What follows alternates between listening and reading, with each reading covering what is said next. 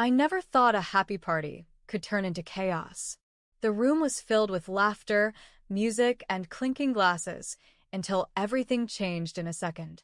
Out of nowhere, my sister-in-law grabbed a heavy vase and smashed it hard against my daughter's head.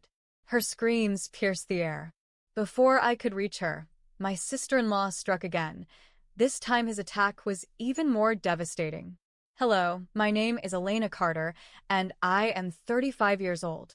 If you had asked me a month ago what my life was like, I would have told you it was ordinary but fulfilling. I work as a librarian at the Havensburg Public Library, a place I have loved ever since I was a child. It's where I met my husband, Daniel, 13 years ago. My job doesn't pay much, but I love it.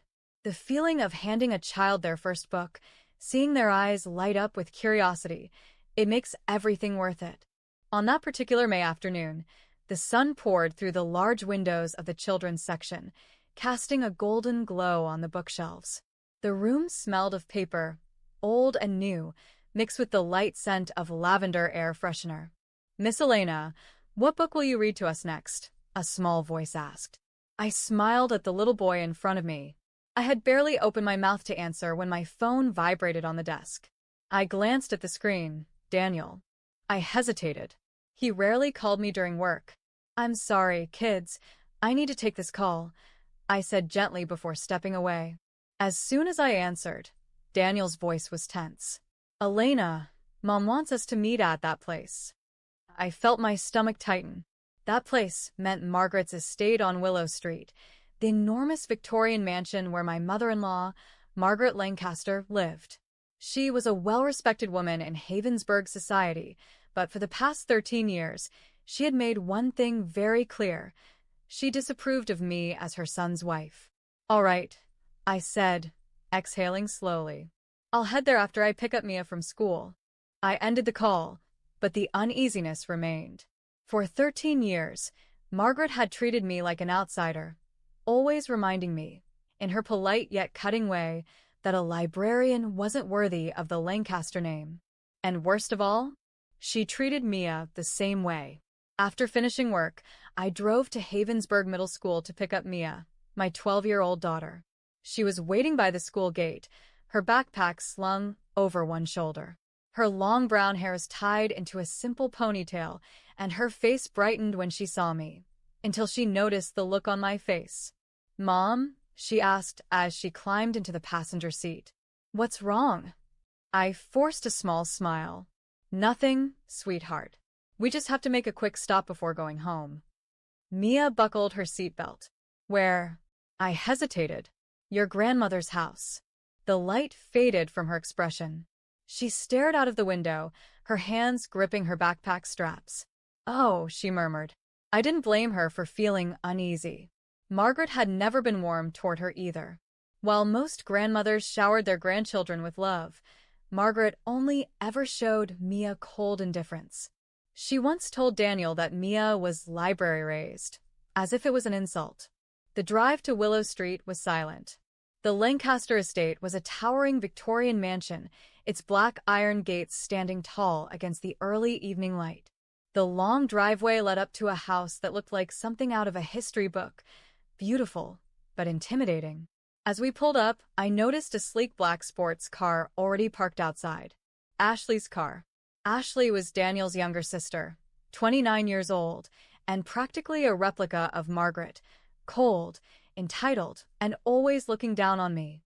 She worked in luxury real estate, which meant she spent most of her time flaunting expensive brands and talking about her latest investments. Mia sighed. "Aunt Ashley is here too?" I squeezed her hand reassuringly before stepping out of the car. "Let's just get this over with." The front door swung open before I could even knock. Ashley stood there, arms crossed, wearing a designer dress that probably cost more than my entire month's salary. Well, she said, her voice dripping with amusement. "Finally you're here." Inside, the mansion was just as overwhelming as always. Huge chandeliers, grand staircases, and furniture that looked too expensive to touch. In the formal living room, Margaret sat with perfect posture, her presence as commanding as ever. Next to her sat Ryan Collins, Ashley's fiancé. A well-known corporate lawyer, he seemed more composed than his future wife, but something in his eyes looked uneasy. Then, Margaret spoke, her voice sharp and clipped. "You're late." I took a deep breath, keeping my expression neutral. "I was at work," I replied evenly. Margaret gave a thin-lipped smile, her sharp eyes scanning me like a critic inspecting a painting. "Of course. The library." She said it as if it were something distasteful. Daniel, my husband, was already sitting on the couch. He looked at me, then at Mia, his fingers laced together as if bracing himself for whatever was coming next. Ashley took a seat beside Ryan, tossing her designer handbag on the couch carelessly. Her expensive perfume filled the air as she flicked her long, manicured nails against her phone screen. Margaret reached for a small velvet box on the coffee table in front of her and opened it with a deliberate slowness. The moment she did, the room seemed to hold its breath. Inside the box sat a stunning diamond and sapphire bracelet, a masterpiece of glistening stones, carefully arranged in a delicate yet powerful design. It sparkled under the chandelier's glow, casting reflections across the polished marble floor.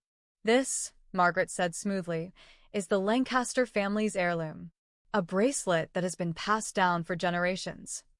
I stared at it. The bracelet was breathtaking, but more than that, it was worth a fortune.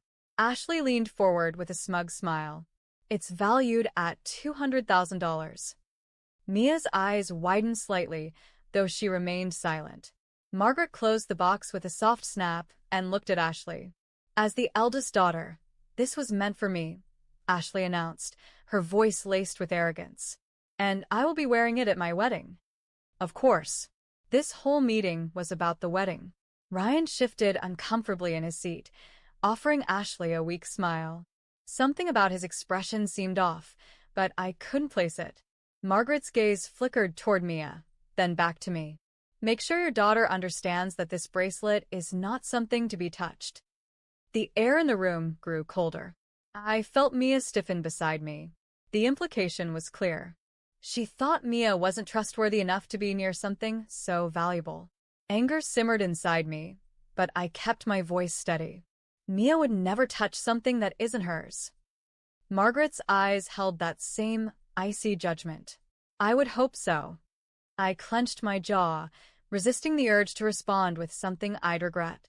Instead, I gently squeezed Mia's hand, silently reassuring her.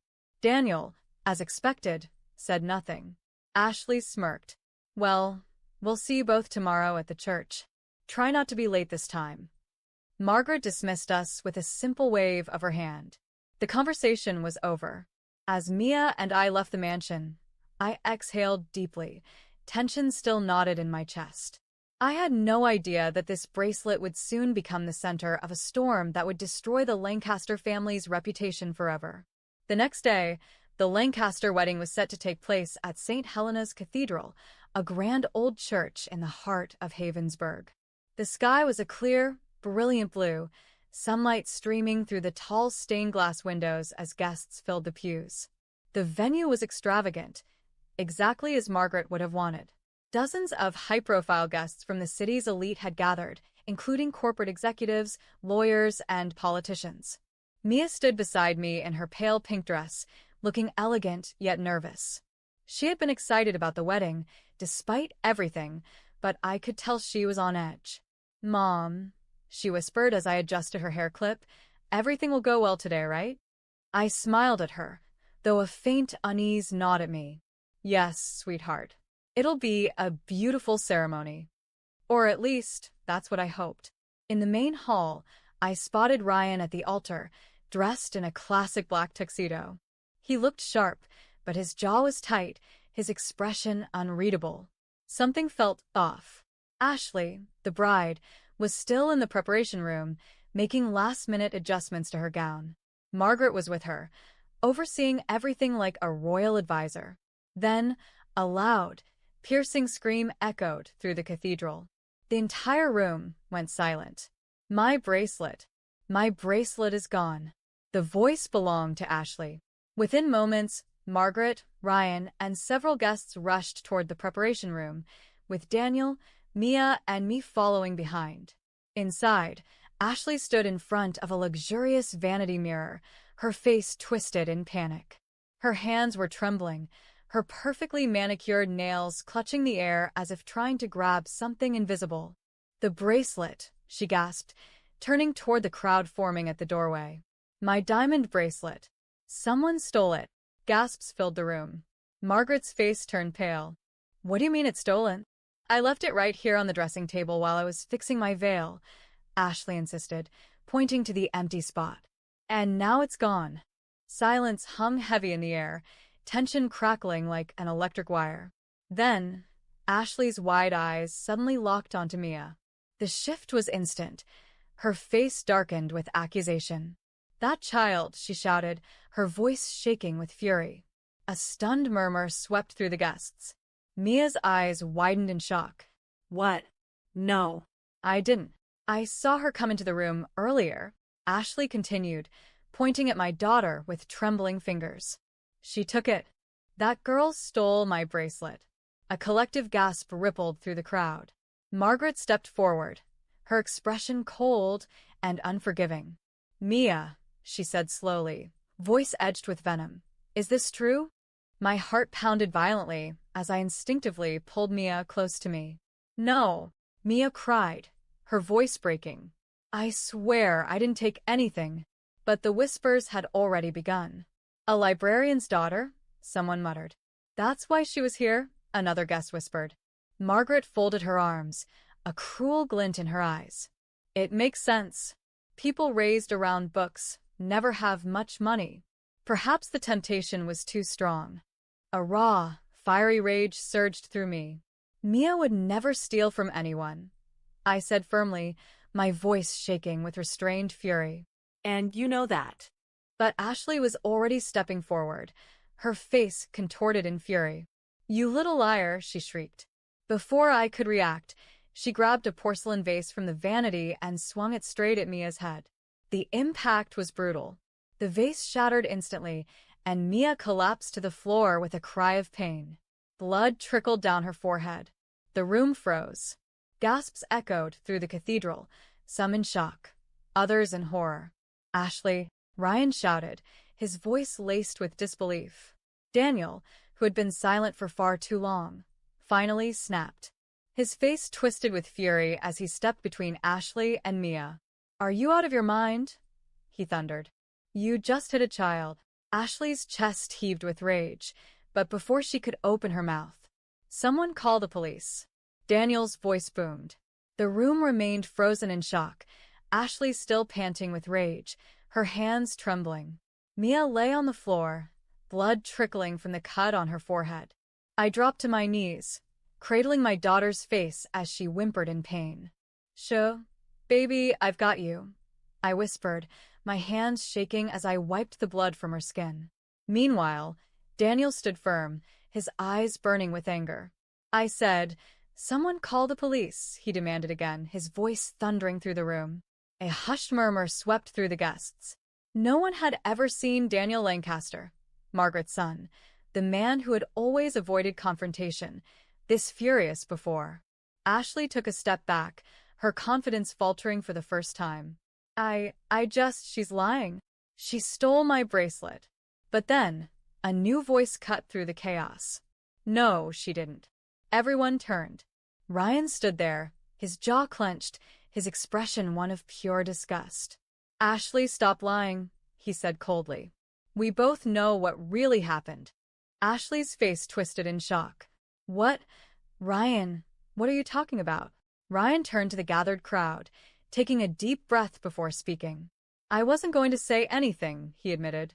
"I wanted to handle this privately. But after what you just did, Ashley, after you hit a child, you deserve to be exposed." The room fell silent again. Ryan reached into his tuxedo pocket and pulled out his phone. He tapped the screen a few times before lifting it for everyone to see. "Here's what actually happened." Then he hit play. A video began playing, security footage from the cathedral's bridal preparation room. The recording showed Ashley standing by the dressing table, nervously looking over her shoulder. Then, She grabbed the diamond bracelet and stuffed it into her own designer handbag. Gasps erupted through the crowd. Margaret's face drained of color. Ryan let the video continue, and a few moments later, Ashley suddenly let out a fake scream, just seconds before the guests arrived. Then he stopped the video and looked around the room. Ashley stole her own bracelet, Ryan announced with an icy glare. She wanted everyone to believe it had been stolen so she could file an insurance claim and get the money. She knew she couldn't afford her luxury condo payments, so she came up with this disgusting scheme. A heavy silence fell. Ashley's mouth opened and closed, her entire body frozen in place. Margaret, meanwhile, slowly turned to her daughter, her expression unreadable. You lied," she asked, her voice trembling. Ashley shook her head wildly. "No. That video, it's fake. Ryan, you're my fiancé. You're supposed to be on my side." Ryan let out a bitter laugh. "I was. Until you turned into a monster." Ashley's face twisted in rage. That little brat must have snuck in, and Daniel had heard enough. "You framed my daughter," he growled, stepping forward. "You hit my daughter. And now, you expect us to believe more of your lies?" He pulled out his own phone and dialed. Within seconds, he was speaking to the police. "Yes, I'd like to report an assault and a fraudulent insurance scheme," he said firmly. "We have evidence." Ashley stumbled backward, panic setting in. "Mom," she cried, looking at Margaret. "You're not going to let them do this to me, are you?" Margaret didn't respond. She was staring at Ashley, her lips pressed together so tightly they had turned white. For the first time in her life, Margaret Lancaster looked powerless. Then, the sound of sirens filled the air. Ashley gasped, her eyes widening. "No, no, no." Two police officers strode into the room, their expressions unreadable. One of them, a tall man with a badge that read Detective Harlan, stepped forward. "Miss Ashley Lancaster?" he asked, his voice cold. Ashley froze. "You're under arrest for assaulting a minor, filing a false police report, and attempting to commit insurance fraud." The room exploded into whispers. Margaret gasped, but this time, she did not step in to save her daughter. The second officer pulled out a pair of silver handcuffs. Ashley's legs buckled. "No, no, you can't do this." Ryan, please." Ryan simply looked away. And then, the officer snapped the handcuffs around Ashley's wrists. "You have the right to remain silent," Detective Harlan said as he started reading her rights. Ashley screamed. "No, you can't do this to me. I'm a Lancaster." But no one listened. As the officers began leading her out of the church, her screams faded into the distance. And just like that, Ashley Lancaster was gone. As the police officers dragged Ashley away, her screams echoed down the cathedral halls. The guests, once eager to be part of an elite wedding, now stood in stunned silence. Some whispered among themselves, while others stared at Margaret Lancaster, waiting to see how the formidable matriarch would react. I gently wiped the blood from Mia's forehead, my heart still pounding from the chaos. My daughter clung to me, shaken but strong, while Daniel kept a protective arm around us both. Margaret hadn't moved. She stood in the center of the room, her perfect posture rigid, her expression frozen like a statue. For 13 years, she had controlled everything. Her family, her reputation, the people around her. Now, in a matter of minutes, it had all unraveled. Then, Ryan broke the silence. "Margaret," he said coolly, all respect gone from his voice. "Did you know about this?" Margaret blinked once, as if coming back to reality. Her throat tightened. "Of course not," she murmured, but her voice lacked conviction. Ryan laughed bitterly. "I don't believe you." A murmur spread through the guests. Daniel stepped forward, his voice firm. "Mom, did you know Ashley was planning this?" Margaret looked at him, her own son, and for a split second, her mask slipped. That was all we needed to know. She hadn't just known. She had helped cover it up. Gasps erupted across the room. "You're going to let Mia take the blame," I said softly, my voice filled with disbelief. Margaret's fingers twitched at her sides, but she said nothing. You are going to let my 12-year-old daughter be humiliated. I repeated, my voice rising. You are going to let her be branded a thief, just to protect Ashley. Margaret lifted her chin, her expression regaining some of its usual coldness. This family has a reputation to uphold. My breath caught. That was it. That was all we ever were to her. Not family. Not individuals. Just pieces in her carefully curated reputation. Daniel's jaw clenched. I don't want anything to do with you anymore, he said. Margaret's eyes widened, just for a moment. You don't mean that. I do, Daniel said, his voice sharper than I'd ever heard it. This ends today. You are not my mother anymore. Margaret inhaled sharply, but for once, she had no words. Then, as if fate itself was working against her, the police radio crackled in the background. This is Officer Langston. A new voice came through. We have confirmation. Margaret Lancaster is also under investigation for tax fraud and aiding in a false police report. Please advise.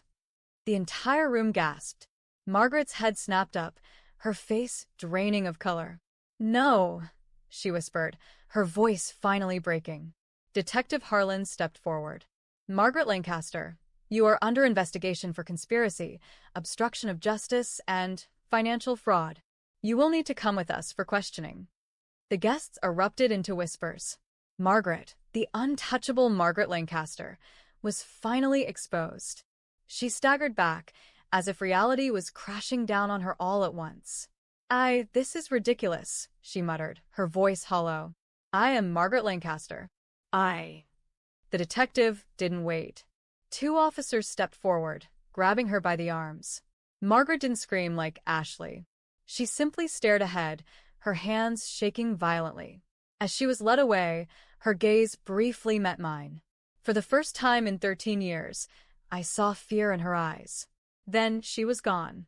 After Margaret and Ashley's arrests, Havensburg erupted with news of the scandal. Headlines dominated every major news outlet and social media platform. Prominent business family falls, mother and daughter caught in criminal scandal. $200,000 bracelet theft and false accusation case shocks the city. 12-year-old girl framed and assaulted. Justice prevails. Those who once admired Margaret and Ashley now distance themselves. Margaret's power and influence were gone. The Lancaster name, once synonymous with wealth and prestige, had become a symbol of fraud and disgrace. The day of the trial arrived, and as I walked into the Havensburg courthouse, I felt a strange mixture of emotions. Relief, anxiety, determination. This was it, the final step. The grand courtroom was filled with people, reporters, former associates of the Lancasters, and onlookers eager to see justice served. Margaret and Ashley sat at the defendant's table, their once arrogant expressions replaced with sheer exhaustion. Ashley looked the worst. Her flawless, polished exterior was gone, replaced by dark circles under her eyes and a nervous, twitching hand tapping against the table. Margaret, on the other hand, sat eerily still, her fingers laced together like a woman who had nothing left to say. I took a seat beside Daniel, who held Mia's hand. She squeezed mine tightly, her small fingers trembling. You okay, sweetheart? I whispered. She nodded, but I could tell she was nervous. This was the day she would finally get her justice. The judge entered, and the trial began. The prosecutor laid out the evidence against Ashley in devastating detail. CCTV footage, witness statements, the fraudulent insurance claim. One by one, the facts came out, and each piece felt like another nail in Ashley's coffin. The moment that shook the room the most? The footage of her attacking Mia. As the video played, I heard the gasps echoing through the courtroom. The sight of a grown woman smashing a vase on a 12-year-old girl's head was sickening. Mia tensed beside me, lowering her head slightly. I wrapped an arm around her protectively. Ashley looked humiliated. She stared at the table, refusing to meet anyone's gaze. The insurance company's investigator testified next, explaining how Ashley had staged the bracelet theft to claim insurance money, a desperate move to cover her luxury condo payments. It was undeniable. She was guilty. The judge turned to Ashley. Do you have anything to say for yourself before sentencing? Ashley shot up from her seat, her face red with anger. This isn't fair, she shouted. I'm a Lancaster. I can't go to prison. The courtroom fell into stunned silence. I exhaled slowly. She still didn't understand. The judge looked unimpressed. Miss Lancaster, your status means nothing in this courtroom. What matters here is the law, and you broke it. The verdict came swiftly. Ashley was sentenced to 5 years in prison. She was fined $500,000, with a large portion going toward compensation for Mia. Her assets were liquidated, her condo repossessed, her designer clothes and luxury cars auctioned off. Her bank accounts were frozen, leaving her completely bankrupt. As the bailiffs approached her, Ashley's expression twisted in pure horror. You can't do this, she shrieked. Mom, do something. Margaret didn't even look at her. Ashley's screams followed her out of the courtroom as she was led away in handcuffs. The courtroom grew colder as Margaret's case began. Her crimes weren't just about helping Ashley's lies. She had years of hidden financial fraud under her name. The IRS investigator presented damning evidence, documents proving she had evaded taxes for over a decade, funneling money into offshore accounts and fake business ventures. Then came the testimony that sealed her fate. A former Lancaster family accountant, now turned whistleblower. He testified under oath. Margaret Lancaster used her wealth to control everyone around her. She thought she was untouchable, but in the end, she destroyed her own empire. Margaret remained silent, expressionless, but I saw it, the slight tremor in her hands, the way her jaw tightened. She was afraid. The judge turned to her. Margaret Lancaster, do you have any final words? For a moment, I thought she might beg for mercy, but instead, she lifted her chin and said, I regret nothing. The courtroom erupted in murmurs. The judge sighed and delivered the final verdict. Margaret was sentenced to 10 years in prison. Her estate, including the Lancaster mansion, was seized. Her bank accounts were frozen, leaving her with nothing. Unlike Ashley, Margaret didn't scream. She simply stood up, adjusted her expensive coat, and walked out of the courtroom without looking back. For the first time, she had lost control. It was finally over. As we walked out of the courthouse, Mia looked up at me. Mom, it's really done, isn't it? She asked softly. I smiled and kissed the top of her head. Yes, sweetheart. It's over. Daniel took a deep breath, then let it out, his shoulders lighter than I had ever seen them. No more Lancasters, he said. No more looking over our shoulders. I looked at my husband and daughter, the people who truly mattered. We weren't just free from Margaret and Ashley. We were finally free to live. A month after the trial, life was peaceful. Mia was happy. She smiled more. She laughed more. Daniel had become the father Mia always needed. He spent time with her, protected her, and never hesitated to stand up for her again. And me? I returned to my job at Havensburg Public Library, where I truly belonged. One quiet afternoon, I was shelving books when a group of children ran up to me. Miss Elena. Miss Elena. I turned, smiling. What's up, little bookworms? Mia stood among them, grinning proudly. Mom, can I do today's storytelling? She asked. I looked at her, my brave, strong daughter, the girl who had faced so much and still stood tall. Of course, sweetheart, I said, stepping aside. Mia took a deep breath, then turned to the children, opening a book. Today's story is called The Truth Always Comes Out. As she began to read, sunlight streamed through the library's tall windows, casting a golden glow over the room. The Lancaster name had fallen, but we had risen. And this was our happy ending.